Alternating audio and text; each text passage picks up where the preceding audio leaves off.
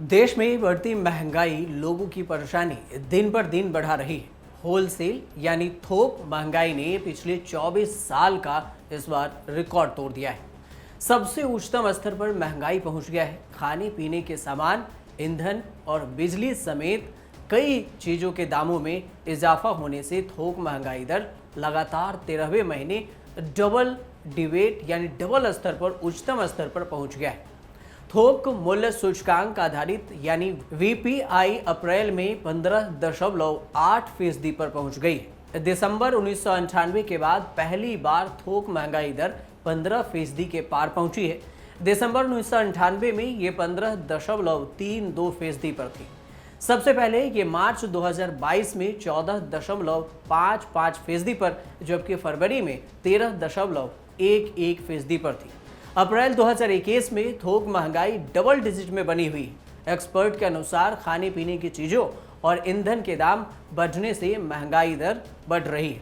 लेकिन सवाल ये कि कब तक सताता रहेगा महंगाई का ये झटका। उधर गेहूं का डिमांड विदेशों में बढ़ रहा है और देश में सरकार ने गेहूं निर्यात पर रोक लगा दी है। तो ऐसा सरकार क्यों की है? सरकार को इससे क्या फायदा होगा या फिर किसे फायदा होगा, आज ये भी समझेंगे। सब्जियों, गेहूं, फल और आलू की कीमतें अप्रैल में सालाना आधार पर तेजी से बढ़ी है, जिसके चलते खाने के सामान की महंगाई 8.35% रही। तेल और बिजली की बात करें तो इसमें 38.66% की महंगाई बढ़ी है, जबकि मैन्युफैक्चर्ड प्रोडक्ट्स की थोक महंगाई दर 10.85 और तिलहन की 16.10% बढ़ गई है। सामान कीमतों की बढ़ोतरी की अगर बात करें तो 23.2% सब्जियों की महंगाई दर बढ़ी है, जबकि 19.8% आलू की, 10.89% फल, 10.10% गेहूं और 7.80% अनाज पर, 5.11% दूध पे महंगाई दर में बढ़ोतरी हुई है। खाने पीने के सामान से लेकर तेल के दाम बढ़ने से रिटेल महंगाई 8 साल के पीक पर पहुंच गई। सरकारी आंकड़ों के मुताबिक कंज्यूमर प्राइस इंडेक्स यानी सीपीआई आधारित रिटेल महंगाई दर अप्रैल में बढ़कर 7.79% हो गई है। मई 2014 में महंगाई दर 8.32% पर थी। अप्रैल महीने में खाद्य वस्तुओं की महंगाई दर 8.35% रही, जो मार्च 2022 में ये 8.06% पर थी। क्रूड पेट्रोलियम और नेचुरल गैस के लिए अप्रैल में इन्फ्लेशन यानी महंगाई 6.07% पर रहा। वहीं फ्यूल और पावर की महंगाई में भी बढ़ोतरी हुई है, जो अब यह बढ़कर 38.66% पर पहुंच गई है। इससे पहले मार्च 2022 में ही यानी पिछले महीने ही 34.52% पर थी। मैन्युफैक्चरिंग प्रोडक्ट्स की महंगाई दर अप्रैल में 10.85% रही, जो मार्च 2022 में 10.71% पर थी। यानी जो भी महंगाई दर मार्च में कम थी वो अप्रैल में आसमान छू रही है। तो सवाल ये कि आखिर महंगाई मापी कैसे जाती है और ये आपके सामने कैसे लाया जाता है। भारत में दो तरह की महंगाई होती है, एक रिटेल यानी खुदरा और दूसरा थोक महंगाई। रिटेल महंगाई दर आम ग्राहकों की तरफ से दी जाने वाली कीमतों पर आधारित होती है। इसको कंज्यूमर प्राइस इंडेक्स यानी सीपीआई भी कहते हैं। वहीं होलसेल प्राइस इंडेक्स डब्ल्यूपीआई का अर्थ है उन कीमतों से होता है जो थोक बाजार में एक व्यापारी यानी कारोबारी दूसरे कारोबारी से वसूलता है। ये कीमतें थोक में किए जाने वाले सौदों से जुड़ी हुई होती है।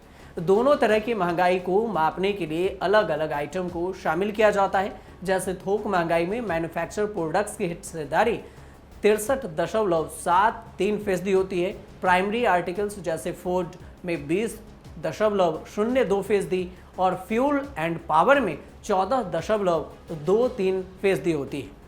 वहीं रिटेल महंगाई में फूड और प्रोडक्ट्स की भागीदारी 45.86%, हाउसिंग की 10.07%, कपड़े की 6.53%, फ्यूल समेत अन्य आइटम्स की भी भागीदारी इसमें शामिल होती है।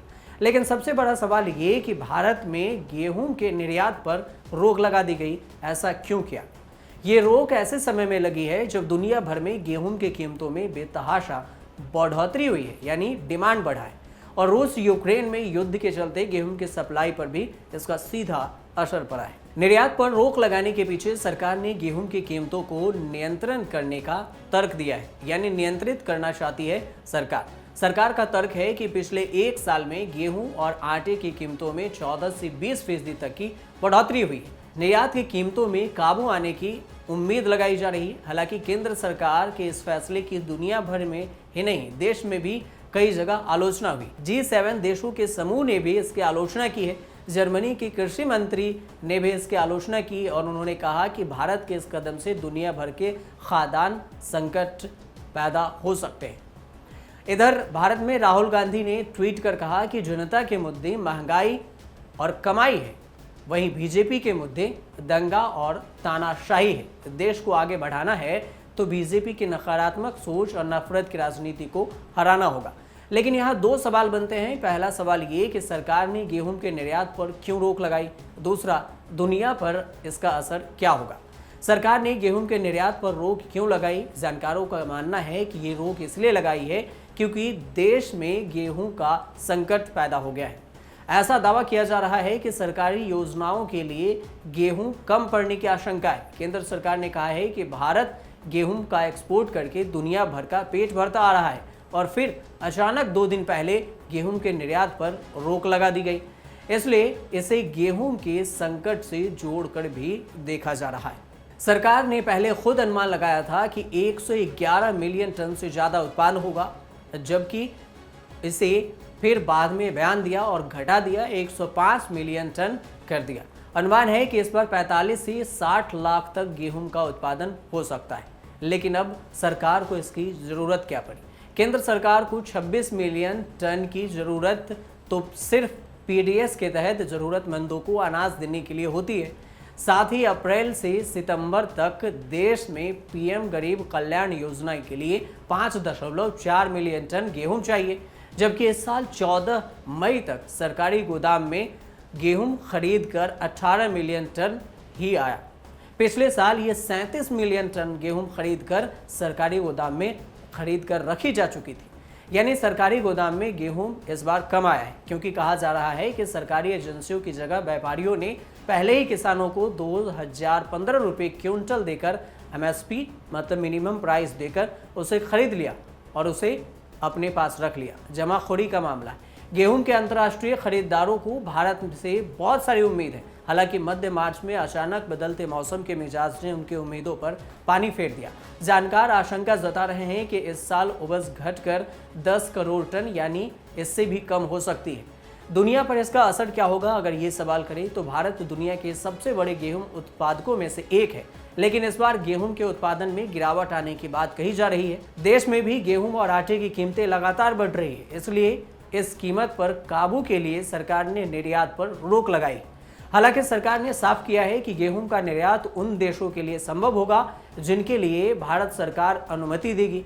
इसके अलावा निर्यात के लिए ऑर्डर किए गए 13 मई से पहले लेटर ऑफ क्रेडिट जारी हो चुका है, उनका एक्सपोर्ट करने की अनुमति होगी।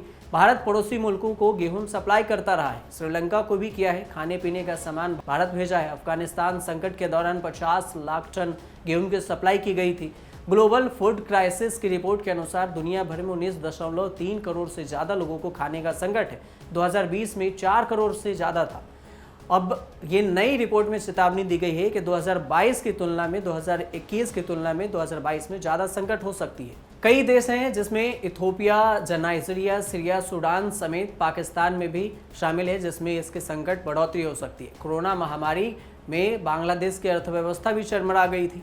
बांग्लादेश दुनिया के सबसे बड़े गेहूं आयात देशों में से एक है। बांग्लादेश, रूस, कनाडा के बाद भारत का गेहूं के मामले में 6ठा नंबर आता है निर्यात करने के मामले में। लेकिन इस बार देखना ये होगा कि थोक महंगाई दर के साथ गेहूं निर्यात पर भी रोक लगा दी गई तो जनता पर इसकी क्या असर पड़ती है। आप देखते रहिए न्यूज़ तक।